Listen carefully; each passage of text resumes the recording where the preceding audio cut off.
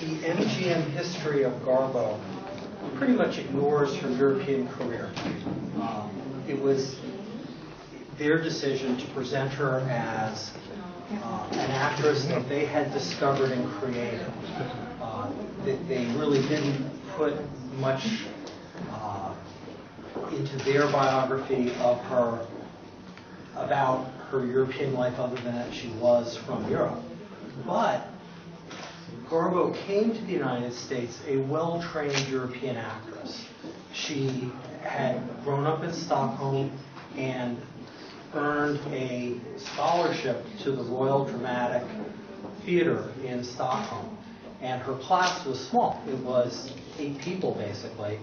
She was a part of an interesting group. Her class included a famous Swedish director, Alf Sjöberg, Mimi Pollack, who was a lifelong friend, who was very well known as a teacher of acting to other actors and actresses, and 2 actors who had decades-long careers on stage and in film and in television in Sweden.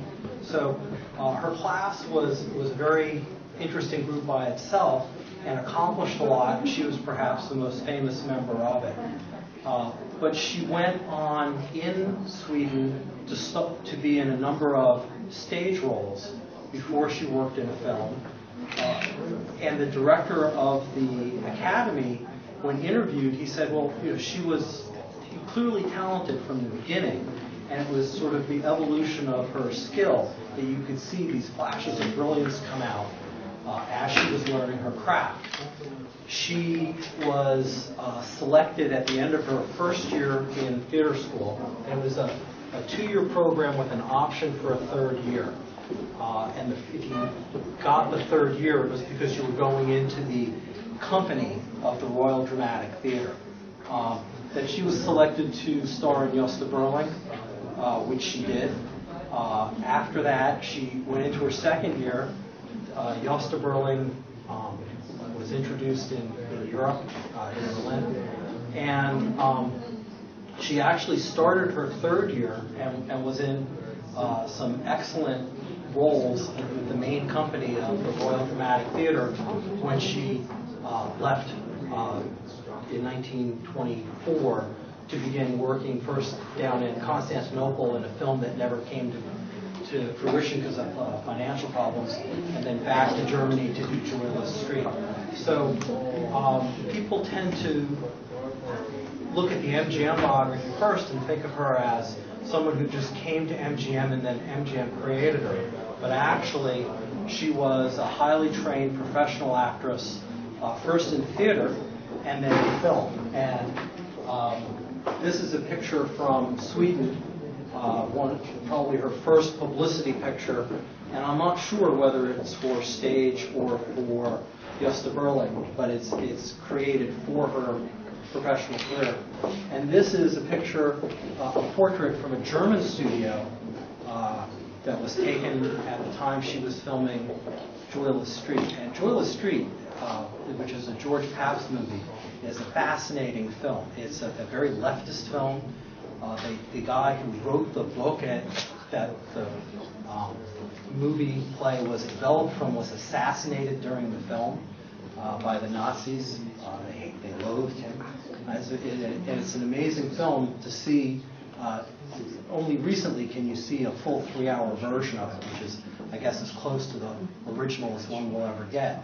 And it's definitely a interesting, complicated film, different people's lives intersecting, and it's a very political film, and it's the kind of art film that interested Garbo. If you look at Gösta Berling and Julia Street as 2 Europeans, the kind of films that were the type of film she was interested in doing as a theater actress, these are sophisticated, high-end films. These are not, sort of Tom Cruise thriller kind of things. And that's what she was interested in doing. I was always aware of the public Garbo, especially as an adult. Maybe not so much as a kid. But when I was in college, I remember sitting in a calculus class, and this guy sits down next to me who I know, and he goes, "Saw your mother in People magazine." She was on vacation with Garbo in the Caribbean. And that was maybe the first time another adult I was talking to who somehow had figured out my connection. And so from college on, it was something I could discuss with people, and I was really aware of her public persona and how people thought of her now. What I didn't understand until years later was the professional career, because I never read a biography of her until after she passed away. And when I did, I remember saying to my mom, this book doesn't portray her as the person I knew at all. And my mom's like, yeah, the biographies are lousy. And unfortunately, she's never had a good biography. There isn't any written book on her as a biography that I would call really good. They miss her personality completely. The Brownlow documentary that's going to be shown later tonight is a better picture of her. And hopefully one day someone will write a better biography. But that's, in terms of writing the essay I wrote in this book, I had my conversation with her, but I didn't have it in a context of her whole career. I actually went out and researched a fair amount. I knew certain facts, and also a lot of times when she had told me something, I didn't go write it down. So if she told it to me when I was 12, and I'm sitting there trying to remember it when I'm 40, it's a little hazy. But I knew the gist of what maybe had been said. So I had to take my knowledge of her as a person and my knowledge of certain hazy facts, and there were a couple things I remembered absolutely, and I had to put it in a context. So actually the most difficult thing for me was to go back and research early Hollywood. But in some ways, perhaps I had an advantage, because there were certain things I knew I was looking for. I knew it had to be this way. And I had to look to find out, well, how do you show that? It's like, well, if you go, for instance, I know that she had made a version of Anna Karenina that got scrapped. And that's something that some biographers had kind of mentioned, but nobody had really talked about. Well, when she was on strike with MGM over the contract, they basically made a complete movie that they threw away. And if you think about that in a historical sense, that's amazing. Who throws away a movie? It just doesn't get done. But for Garbo, they would do it, because now they had her on a long-term contract. They were willing to make a first-class production with a really good cast. And so therefore, this sort of bargaining chip movie that had been made was trash. Well, again, that to me is stunning that could even happen in the world. And I knew that it had happened, but I didn't understand, how much film had been thrown away, for instance, when it had started, why it had started, and that's the sort of thing that I was able to find to put in my essay. But shame on the other biographers; they didn't explain it, or didn't even find it, or if they did find it, didn't explain it correctly. I think it's fascinating. I think the most amazing thing is how her dialogue with an audience was really with the audience of the 20s and 30s and 40s. And what's fascinating to me is how even at this remove that interaction resonates, that you still feel that connection, you still feel that she's doing something to you or with you, where I think with other actors and actresses that gap of time has made a bigger separation. Mm-hmm. And this is the photographs, and I think some of them are unique, but with the movies too, I watch a movie like Camille, and I go, other than the fact that it's black and white, this would be a great movie made today. Mm-hmm. And I think that's what's amazing about a lot of her movies.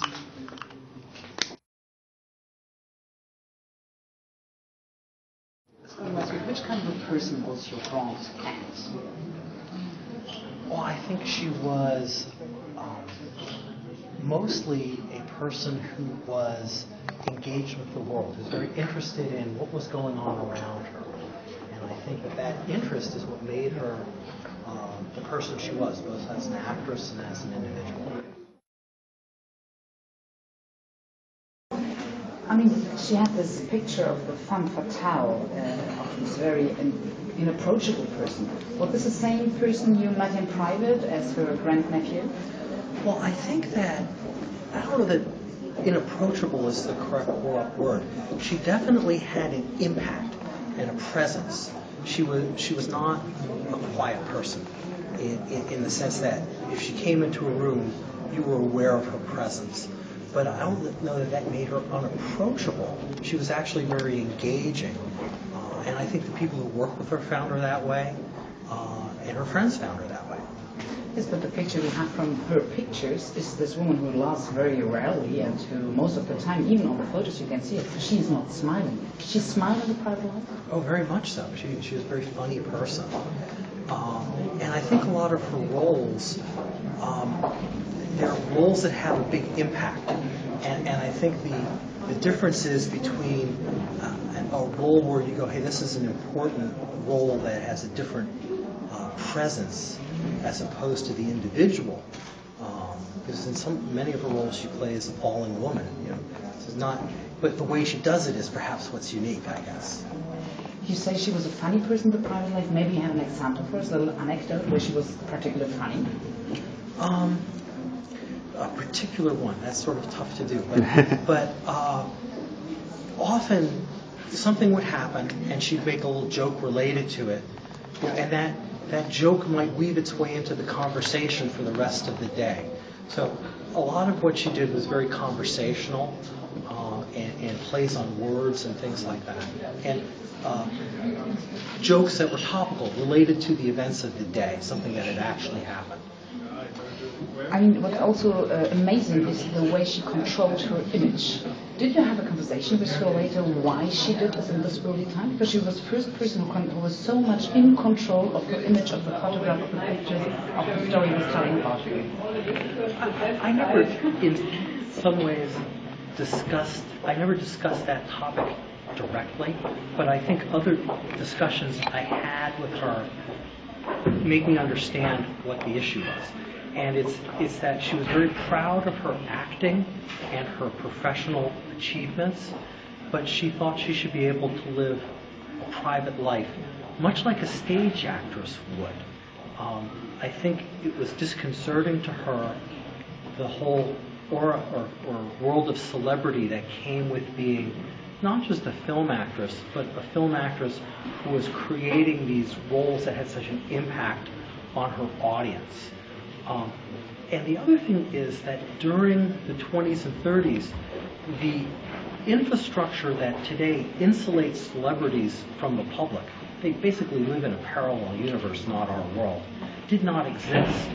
And because her roles had a huge sexual component, she had strange people show up. She had guys crawling up, the outside of her house to break into her house, things that I think would be naturally distressing to anybody. And so part of her response to the public was to seek a certain insulation from the celebrity side of it at a time where there was no institution to do so, but at the same time wanting to be able to interact with other people on an everyday basis. She did not have a big entourage.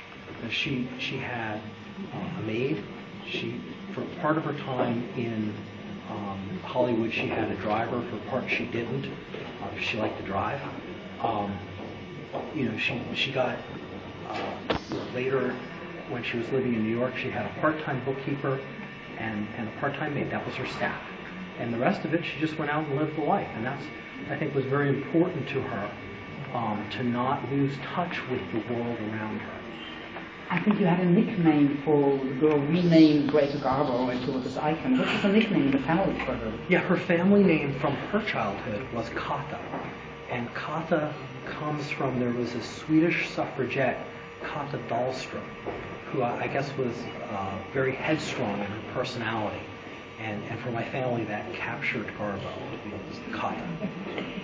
Why Greta Garbo never get married? What is your personal hypothesis about it? Well, I think the one man who was the true love of her life was Maurice Stiller, and that theirs was a relationship, a romantic relationship, huge age difference, and then also the issue of his career sort of fell apart while hers was accelerating, and it just never came to be that they were married.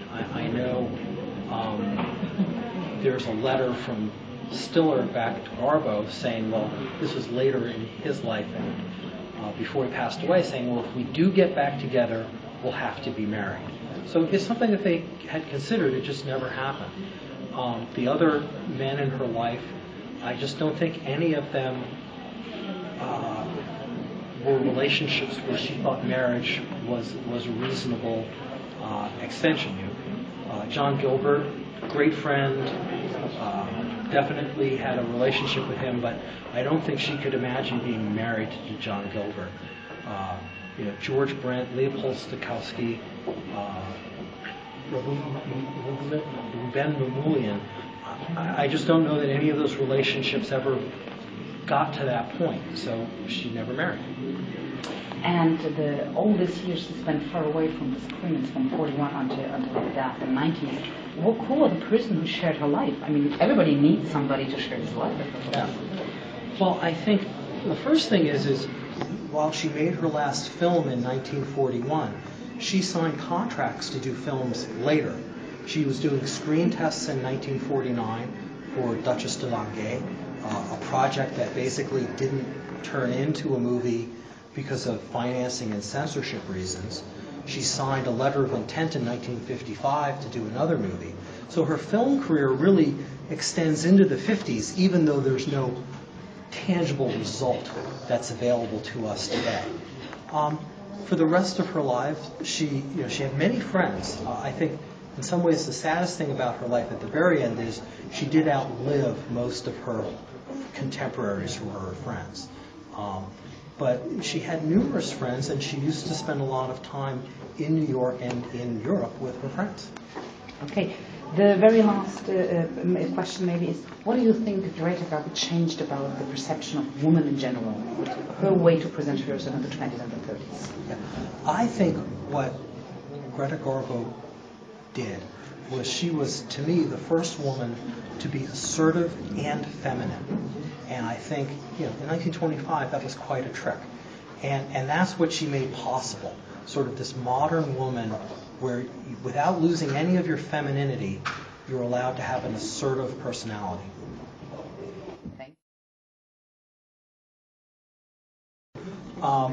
They knew each other mostly in Switzerland, where she would vacation, and she knew him as a writer. She knew he was a writer. It wasn't a surprise to her to find out later he was a writer, for instance. And I don't think she ever doubted he would write about her. They were friends. I don't know that they were close friends. They hung in the same social circle. And he's also not the only friend of hers to have written about her. Raymond Daum, who was a UN staff member, has also written about he was a walking companion, about his walks with her. Garbo knew a lot of people, and I do think one thing people have said that is true is, sometimes she would sort of have this group and that group and another group, and they didn't necessarily always interact. So Sven Broman was part of one group of people, Raymond Daum was part of another group of people that she knew. And I think one of Garbo's skills was to make you feel included in, that you felt that you could reveal anything about yourself to her. That didn't necessarily mean she revealed everything about herself to you. I think she did like some material things. It's just she was willing to be both, in the sense that she had millions of dollars in art. Those are material things.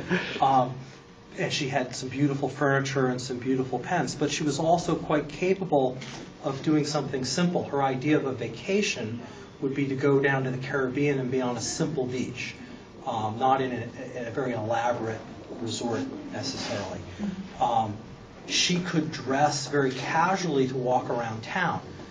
Slacks, walking shoes, and a turtleneck. It was very common for her to dress like that. She also owned stunning Oscar de la Renta gowns and Valentina gowns. So she was quite capable of appreciating and using material things. She was also quite capable of shopping at I don't know the German equivalent of Target, but whatever that would be. I mean, so she lived in both worlds. She didn't just she had material things. She had the ability to acquire them, but it didn't drive her life. Garbo was my great aunt, and just for me, a member of my extended family. As such, I found her an interesting person even as a young child. As I am here in Frankfurt, I think one of the things that does not come across in much of the MGM-based history of Garbo is how important her early career in Europe was to her professional development. She started as an actress, doing sort of some B-level films in Sweden before she entered the Royal Dramatic Theatre, which was her goal. She did a role like Peter and the Tramp as just something to do before she started school, where she was trained classically as an actress. She was a very successful student, one of the best students they ever had. But on her way to becoming a theater actress, she was given a movie role in Gösta Berling, a Swedish film, and subsequent to that came to Germany and was in Joyless Street, which I only recently had a chance to see the closest, I guess, it will ever come to the full version of this 3-hour movie. It's a long movie. But when you look at Garbo's acting from Gösta Berling to Joyless Street to her first American films, you see the development of her technique very clearly. And what made her unique in arriving in the United States was that she had a combination of a unique technical style, basically the first method actor, beauty, and I think a certain poise in front of the camera, and lastly, a presentation of women that was unique. She was very modern. She was feminine and assertive at the same time, and that was a new presentation of women that was very modern and different. But I think many people wonder, what was she really like? What was her personality? And we decided as a family that we were interested in people understanding maybe a little more about her, that we didn't violate her privacy by explaining to people what she was like as a person. And so we decided to do an exhibit and decided to do this book. And we sat down as a family a little less than a year ago, I guess, and said, gee, it's too bad we didn't do a documentary. We don't have time now, but it would be great if we could have done one, because you can express so much about her visually, show so much about her visually. So last May, I received a phone call from Kevin Brownlow, who I had initially contacted doing research for our book and just general research, I guess, on Garbo's life in Europe. He's a British-based film historian. And he said to me, my partner and I are going to do a documentary. We've signed a contract. We're actually well through production to do a documentary on Greta Garbo. And I just have to ask you if you and your family would cooperate. And I said, sure, Kevin, I think we would. And he was silent for about half a minute because it was the last answer he had expected from us. He sent us a rough draft of the documentary that we'll be showing later tonight and asked me what I thought of it. And it's a 90-minute documentary. It's fairly long. I said, there's about 50 things wrong with it. And I can explain to you where you've made your mistakes and little things like that. And I went through them all, and he said, can't possibly fix all these in the time I have because I contractually agreed to have my documentary done for Turner, Warner Brothers by August 1st. And he said, you know, would we interview with him? We said, yeah. And he said he would fix what he could. The result that you'll see later tonight is the best portrayal of Garbo I've ever seen. It may not be perfect. I don't know that anything would ever be perfect, but I think it gives a better picture of her as a person, and a very different picture of her compared to some of the biographies that have sort of perpetuated some incorrect myths, as you will get. My personal experience with her is that she was a very intelligent and witty person. I knew her for years before I comprehended the importance of her career. You know, when you're 6 years old, it doesn't make a lot of sense to you, no matter what someone is. I think even if they were chancellor or president, you would say. So, you know, later I came to understand it, but I guess my view of her as a person was shaped in earlier years, and I go back to say she was one of the most engaging and physically present. I mean, her presence was remarkable. People I've ever met in my life, I was glad to know her as well as I did.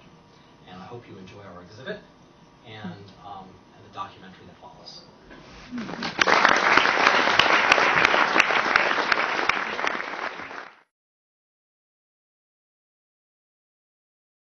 I did go to Hamburg and look at the Montblanc factory.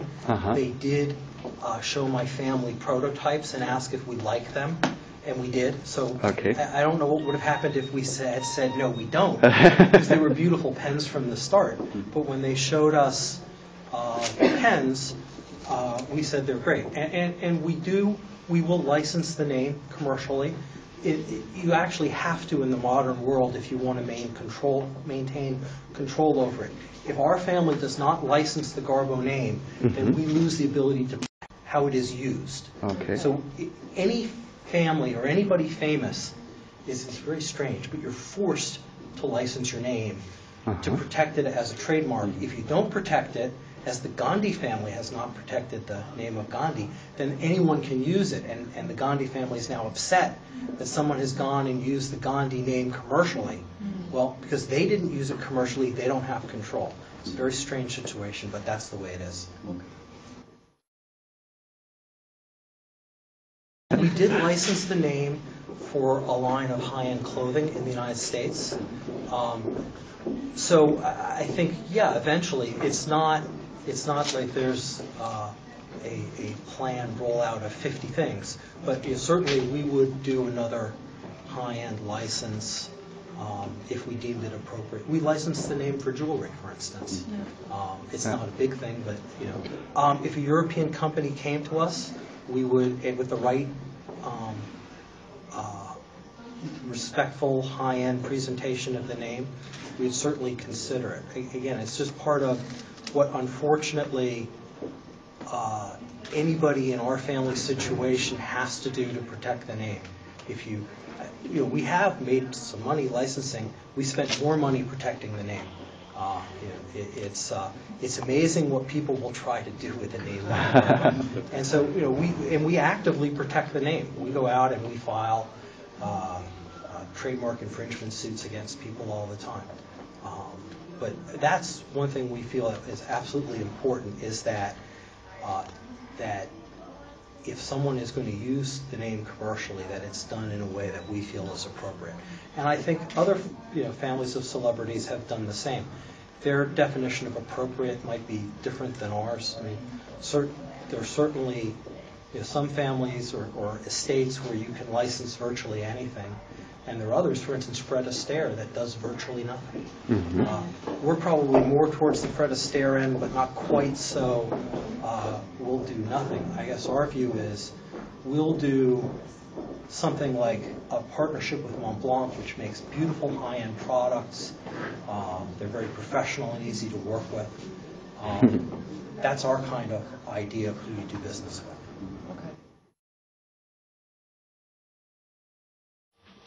Es war eine große Ehre, mit Ihnen hier zu sein für die Öffnung der Ausstellung Garbos. Vielen Dank für die Einladung und wir danken Henschel Verlag für die deutsche Edition.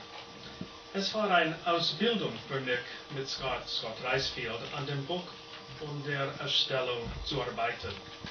Das Projekt dauerte einige Jahre und war nur möglich mit der Unterstützung der Reisfield Family an der Santa Barbara Museum of Art, die die reisende Ausstellung organisiert haben. Die Sammlung war im privaten Besitz Greta Garbo in ihrer Lebenszeit. Mit Scott zusammen haben wir über 1000 Fotografien angeschaut und erwählten die 90 Fotografien, die in der Ausstellung sind. Diese Fotografien sind die schönsten und haben die größte Bedeutung aus den goldenen Jahren von Hollywood. Sie sind alle originale, klassische Fotografien.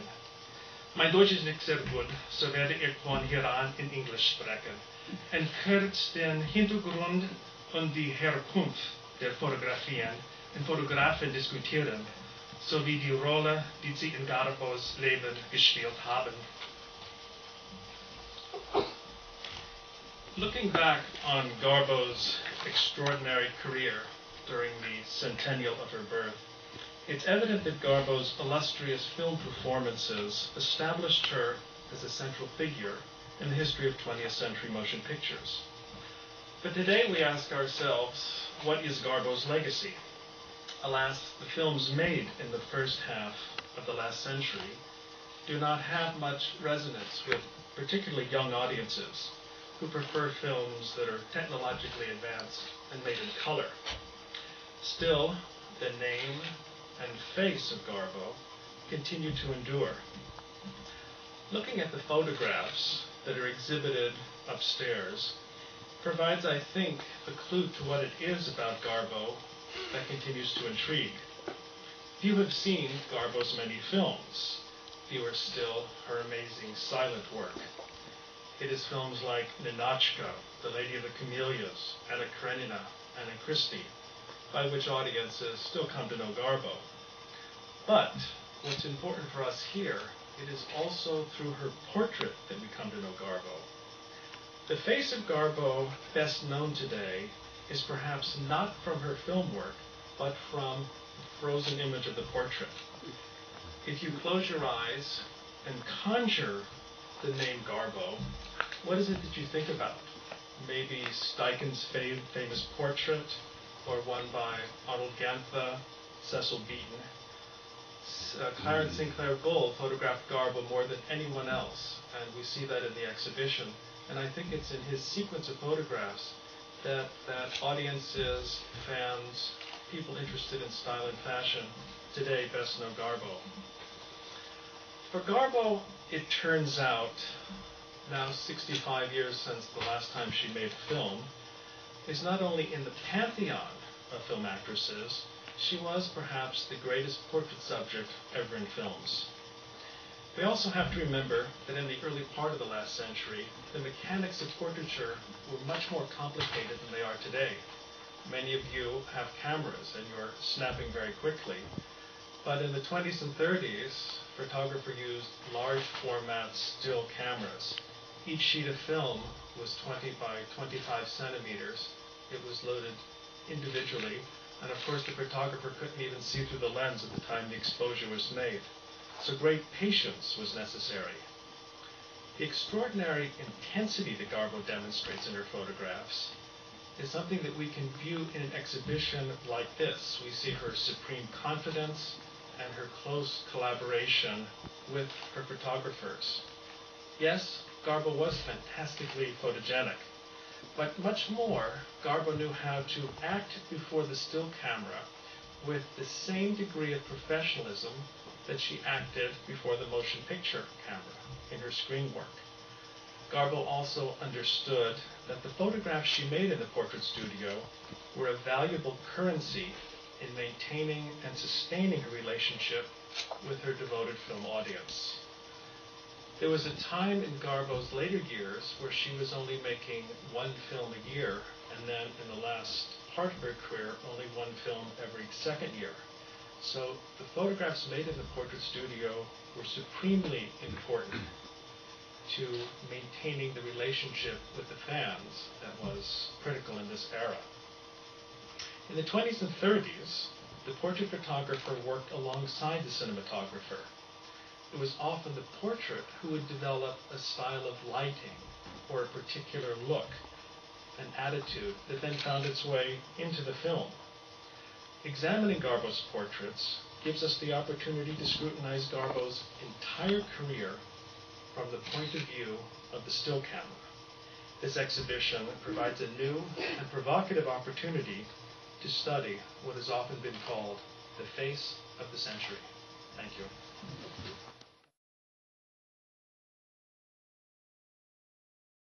One of the things that's quite interesting about Garbo as an actress and as a portrait subject is that she would only allow her portrait to be taken one day per film.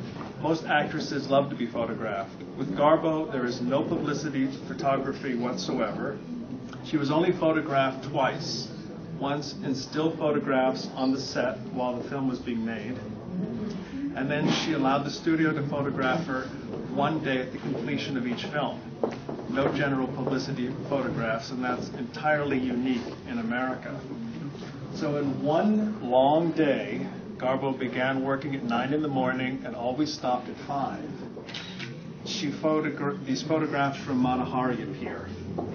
And in the one day's photo session, working with the single sheet view cameras, about 80 photographs would be exposed. It's the largest one film collection we have in the exhibition. There are something like 12 from Mata Hari. I think that's it. So it's actually a fairly high proportion of the whole photographs. And you get a sense that every one is really something of a masterpiece. Bull photographed her in two ways. Once wearing the simple black smock. Those of you who know Mata Hari, it's the cape that she wore to her execution. And in the other part of the session, in the quite elaborate costumes. So have a look carefully at these photographs. The ones where she's just in black, she's really not appearing as Mata Hari. They're really portraits just of Garbo. And I think that's what's so extraordinary about them. In costume, you see her character, and all this done in one short day.